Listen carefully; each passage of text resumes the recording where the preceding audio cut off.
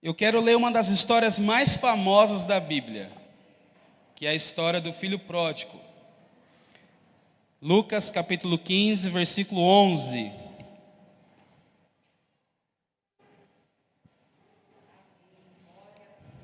Que bom que esse texto está escrito para nós. A partir do versículo 11 do capítulo 15 de Lucas. Um homem tinha 2 filhos. O mais novo disse a seu pai: Pai, quero a minha parte da herança. E assim ele repartiu sua propriedade entre eles. Não muito tempo depois, o filho mais novo reuniu tudo o que tinha e foi para uma região distante. E lá desperdiçou seus bens vivendo irresponsavelmente. Depois de ter gasto tudo, houve uma grande fome em toda aquela região e ele começou a passar necessidade. Versículo 15. Por isso foi empregar-se com um dos cidadãos daquela cidade, que mandou para o seu campo a fim de cuidar de porcos. E ele desejava encher o estômago com as vagens de alfarrobeira que os porcos comiam, mas ninguém lhe dava nada. Versículo 17. Caindo em si, ele disse: Quantos empregados de meu pai têm comida de sobra e eu aqui morrendo de fome? Eu me porei a caminho e voltarei para o meu pai, e lhe direi: Pai, pequei contra o céu e contra ti. Não sou digno de ser chamado teu filho. Trata-me como um dos teus empregados. Versículo 20. A seguir levantou-se e foi para o seu pai. Estando ainda longe, seu pai ouviu, e cheio de compaixão correu para o seu filho, e o abraçou e beijou. E o filho lhe disse aquilo que estava em seu coração: Pai, pequei contra o céu e contra ti. Não sou mais digno de ser chamado teu filho. Mas o pai disse aos seus servos: Depressa, tragam a melhor roupa e vistam nele. Coloquem um anel em seu dedo e calçado em seus pés. Tragam um novilho gordo e matem-no. Vamos fazer uma festa e comemorar, pois este meu filho estava morto e voltou à vida. Estava perdido e foi achado. Esse trecho da Bíblia, especificamente essas 3 parábolas que estão registradas no capítulo 15, que você pode estar lendo na sua casa, estudando esse capítulo 15, é uma resposta de Jesus aos fariseus. Jesus teve muitos embates com os fariseus, mas nessa situação em que ele conta essa história desse rapaz que decide ir embora, até a esse momento os fariseus tinham uma certa simpatia ainda com Jesus, porque eles acreditavam que Jesus, pelo seu discurso e pela forma como ele ensinava, que era possível se juntar a ele, que era possível que Jesus tomasse o partido dos fariseus e seguisse junto com eles como uma personalidade farisaica. Só que quando Jesus começa a encontrar com pessoas perdidas, com pessoas que os próprios fariseus tinham como indignas, eles começam a perceber que Jesus não estava seguindo os princípios da sua religião. E nesse capítulo 15, é justamente essa percepção que eles têm de Jesus. Porque no versículo 1 e no versículo 2, eles ficam indignados com Jesus por receber pessoas pecaminosas. E aí Jesus, para colocar um ponto final nessa expectativa deles, conta essa parábola e também mais 2, da ovelha perdida e da dracma perdida. Porque Jesus situa as pessoas que estão à sua volta do verdadeiro papel e da missão que lhe foi estabelecida. Porque nós não podemos perder de vista a missão da igreja. Nós não podemos perder de vista o propósito que nós fomos chamados por Deus, que é alcançar os perdidos, que é alcançar os que estão doentes, que é em busca dos feridos. E Jesus resgata isso para os fariseus. Porque se nós formos praticar e agir como eles, a nossa fé será simplesmente uma fé de palavras. Será simplesmente uma fé de status. Jesus quer que nós venhamos praticar um caminho mais excelente.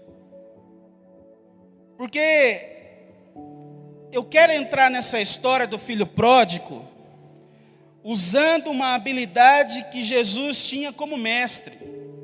Porque Jesus, ele trazia as histórias, ele explicava e ensinava, e ele colocava a gente dentro da história. E quando eu leio a história do filho pródigo, eu me vejo nela. Porque eu fui um perdido. Eu sou um perdido e eu, às vezes, lá na frente, posso estar perdido. Então, o Evangelho, ele vem nos resgatar diariamente. O Evangelho vem nos alcançar diariamente. Porque Paulo nos alertou, Paulo disse assim, olha, ninguém acha que está em uma estatura perfeita. Porque se você está em pé, vigie para que você não caia. Paulo nos orienta dizendo assim, olha, cuidado com a sua fé, porque é um combate diário. E às vezes nós assumimos esse papel farisaico, de achar que nós estamos em uma condição melhor do que outras pessoas. E não estamos, irmãos. Todos nós estamos em uma condição única, debaixo da graça e do amor de Deus. Essa é a nossa condição. E é exatamente esse papel que Jesus vem colocar nas nossas vidas hoje.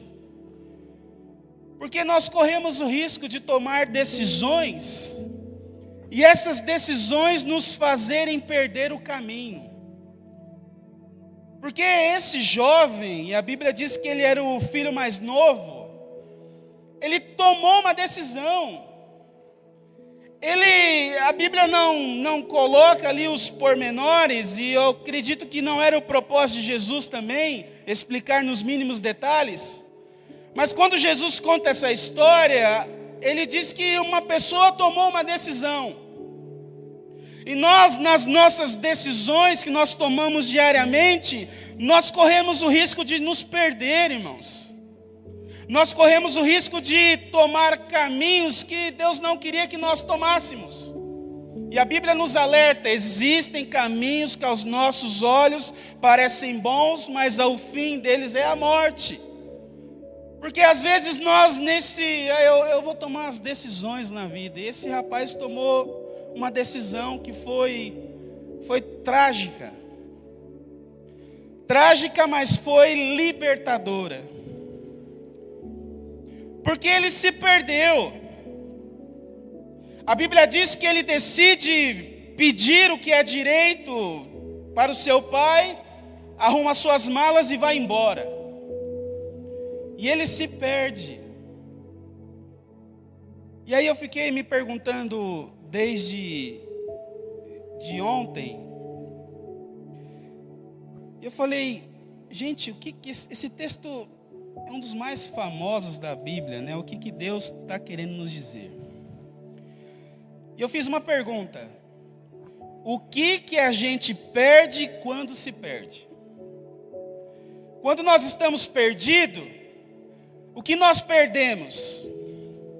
Primeira coisa que o texto nos mostra é que quando nós estamos perdidos, a gente perde o senso de direção. Porque a Bíblia diz para nós que não muito tempo depois, o filho mais novo reuniu tudo que tinha e foi para uma região distante. Quando nós estamos perdidos, sem direção, nós ficamos distantes de Deus. Muitos de nós que somos motoristas, quando nós se perdemos, a facilidade que nós temos de pegar uma rota muito mais distante. Quantos de nós teve que seguir achar um retorno a muitos quilômetros para frente? Porque quando você está perdido, irmãos, você fica sem direção. Posso dizer aqui que nós ficamos no escuro. E a Bíblia diz para nós em 1 João capítulo 1, versículo 7, se andarmos na luz e com Ele na luz está, temos comunhão uns com os outros, e o sangue de Jesus, seu Filho, nos purifica de todo pecado. Se imaginamos que aqui é uma fogueira, e não há luz nenhuma a não ser a fogueira. A fogueira vai te ajudar a clarear o que está em volta, e ali você vai ver os riscos e os perigos que pode acarretar um machucado, alguma coisa assim. Quanto mais você se distancia da fogueira, mais escuro fica. Se andarmos na luz, estaremos vendo os nossos passos. E quando nós perdemos a direção. Outra coisa que nós perdemos quando estamos perdidos, nós perdemos a orientação. Direção é diferente de orientação. Direção é onde você quer chegar e o caminho que você quer chegar. Orientação é a ajuda, é o direcionamento, é aquilo que vai te dar o prumo. O barco vai para frente, na direção da frente, mas o barco só vai para frente quando tem aquela pecinha que orienta ele. O carro seu tem um volante. Seu carro vai para trás ou vai para frente, vira para o lado ou vai para o outro, por causa da orientação que você dá para o seu carro. Então ele perdeu a direção e ele perdeu a orientação. Por quê? Porque a Bíblia diz para nós que ele desperdiçou os seus bens vivendo irresponsavelmente. Não tinha ninguém que o orientasse sobre as tomadas de decisões a partir daquele momento. Não estava perto de seu pai. Não estava perto daquele que poderia dizer para ele, não faça isso, não faça aquilo. Isso é bom, isso é ruim, sim e não. O que nós perdemos quando nós estamos perdidos? A gente perde o senso da realidade. E o que a Bíblia diz para nós? Que depois de ter gasto tudo, houve uma grande fome em toda aquela região. E ele começou a passar necessidade. Desorientado, sem direção, ele perde o senso da realidade. Porque ele era filho. Com certeza, em dias difíceis, o seu pai cuidou de todas as coisas. Agora, distante do seu pai, perdido, longe, ele começa a passar necessidades. A realidade dele não era a realidade de passar dificuldade. A realidade dele era ser e estar como filho. Então, se você está distante, sem orientação, com certeza você vai perder o senso da realidade que você está vivendo. Você começa a viver coisas sem sentido. Você começa a viver coisas que não preenchem mais o seu ser interior. É esse senso de realidade, de buscar alegria onde você não vai encontrar. Outra coisa que ele perde, nós perdemos, ou nós assumimos quando nós estamos perdidos, nós assumimos uma outra identidade. A Bíblia diz para nós que ele foi trabalhar com porcos. E Jesus foi categórico em dizer que ele estava trabalhando com porco. Porque para o judeu e para quem estava ouvindo Jesus dizer, o porco era um animal imundo.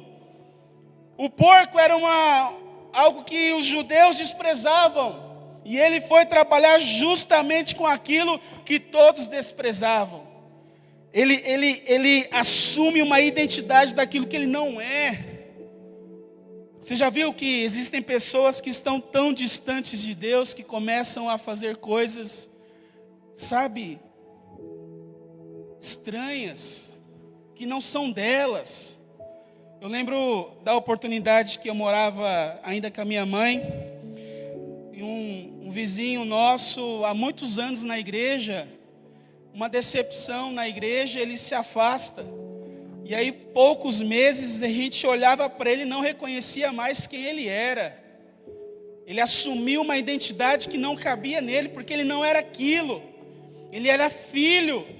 Ele era amado por Deus e não era aquilo que ele estava assumindo como identidade.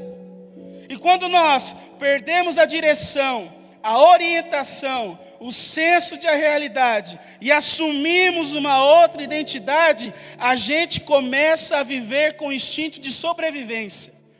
Você não pensa no futuro, você vive o que vem e o aqui e o agora. A Bíblia diz para nós que ele começa a sentir vontade de comer o que está na frente dele. Ele não faz mais filtro, não faz mais juízo de valor, ele simplesmente quer sobreviver. Olha o cenário que é quando nós se distanciamos de Deus.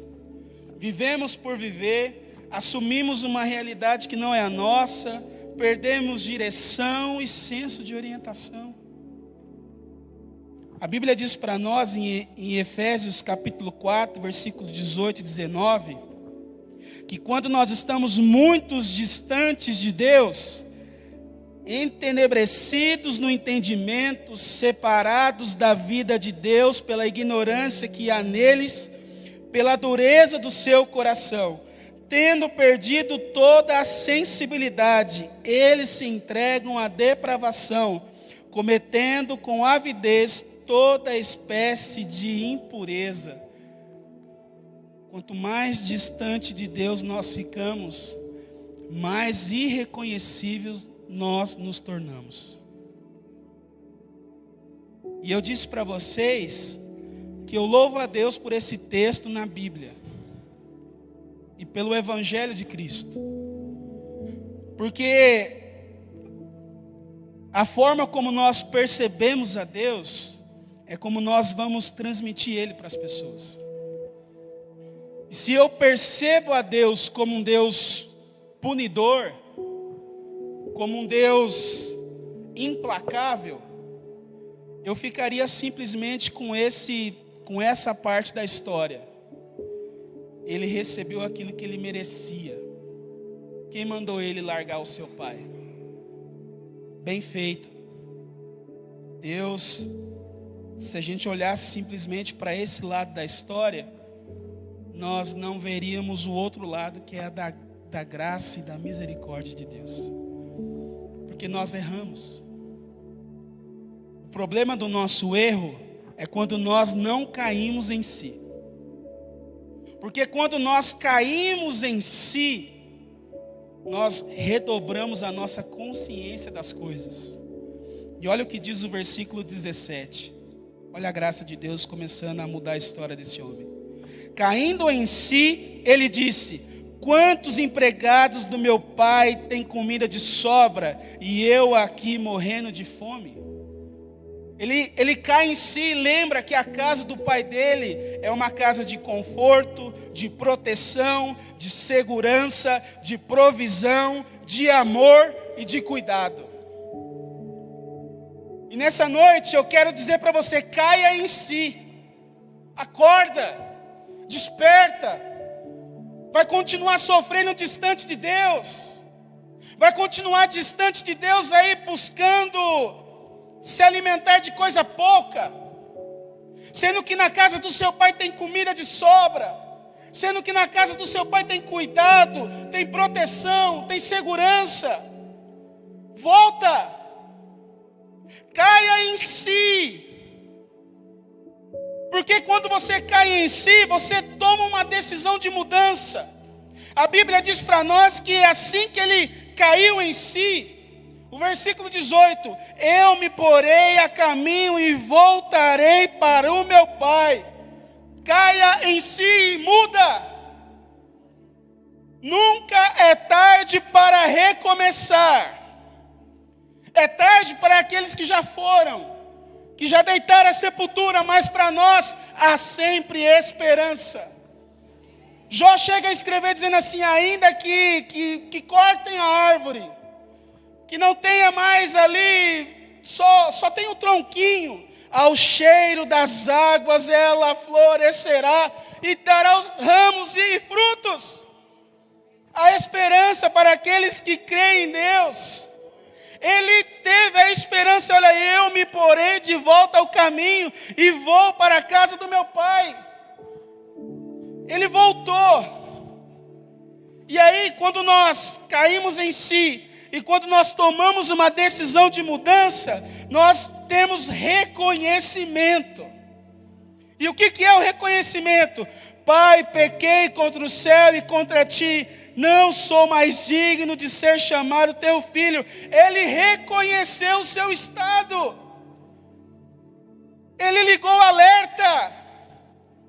Ele aceitou a sua condição que precisava mudar. Você precisa de ajuda. O Espírito Santo vai te ajudar, meu irmão.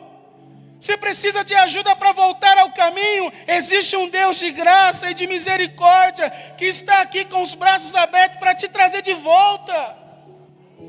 Ele disse isso: olha, eu reconheço Deus, eu preciso de ajuda. E ele volta, irmãos. E quando ele volta, a Bíblia diz para nós, e não foi um profeta, não foi um escriba, não foi alguém ali, foi o próprio Deus dizendo isso.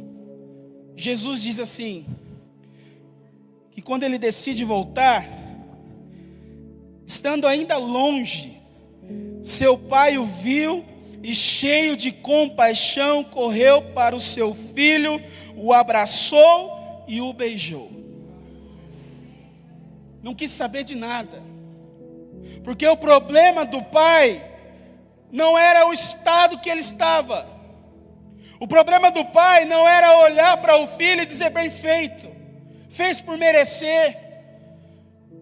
A graça falou mais alto, o amor falou mais alto. A atitude do pai de correr e abraçar o filho e falar assim: olha, que bom que você voltou. Agora que você voltou, vamos curar as suas feridas, vamos tratar você. Mas o importante é você estar aqui. E aí, quando o pai tem essa atitude, nós vemos que o amor reconstrói, o amor perdoa. Porque a Bíblia diz assim que o pai olhou para o filho no estado que estava, e com certeza estava no estado difícil. A Bíblia diz para nós que ele pede para os servos, fala assim: olha, tragam roupas, vistam nele, colocam um anel, arruma, põe um sapato no pé dele, um calçado. Porque quando nós temos essa decisão de voltar atrás e de entregar a nossa vida para Deus, Deus começa a nos reconstruir.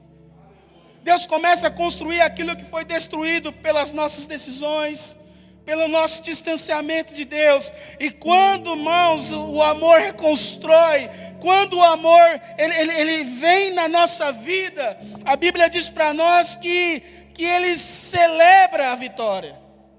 Porque na hora que ele reconstrói o amor do seu filho, a Bíblia diz para nós que no versículo 23, que ele pede para matar um animal. E nesse novilho gordo morto, eles fazem uma festa para comemorar. Sabe o que eu gosto dessa parte?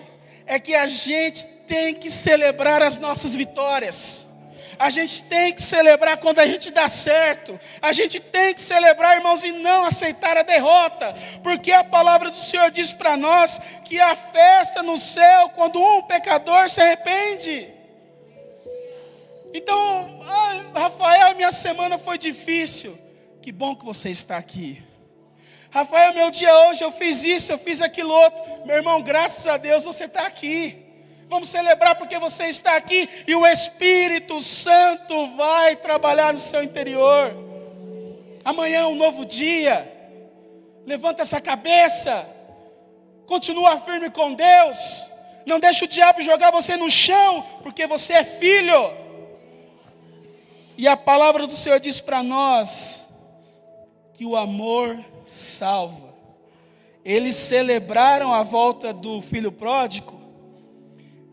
E quando nós vemos no último versículo que eu li, diz assim: eu fiz tudo isso, pois este meu filho estava morto e voltou à vida.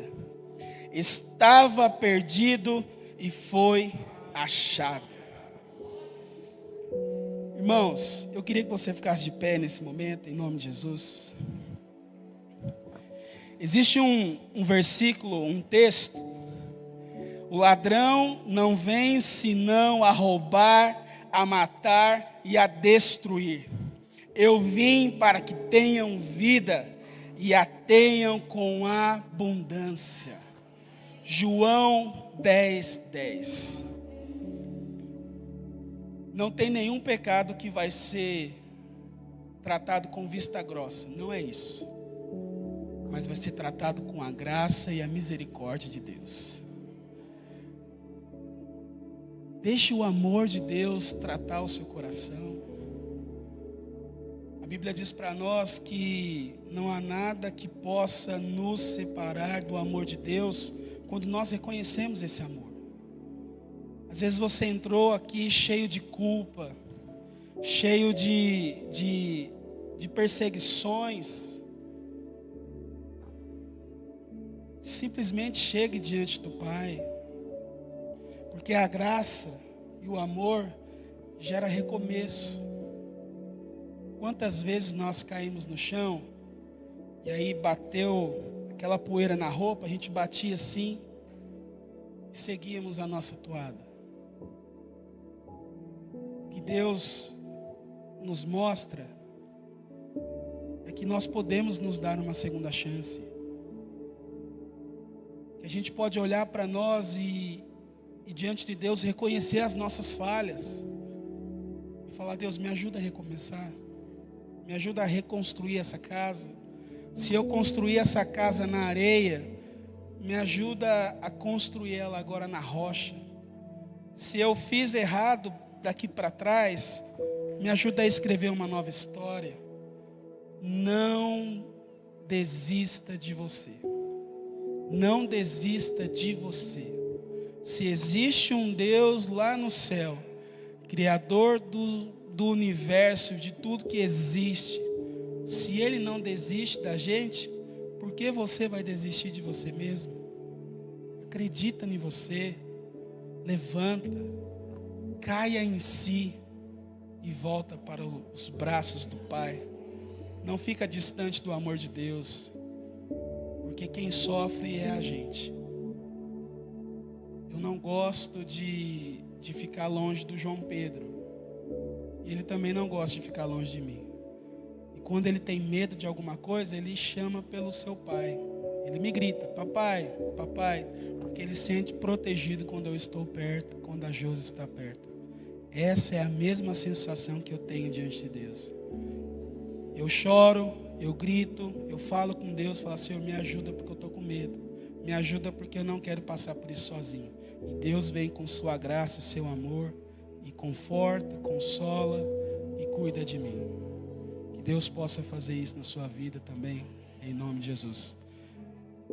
Em nome de Jesus. Amém.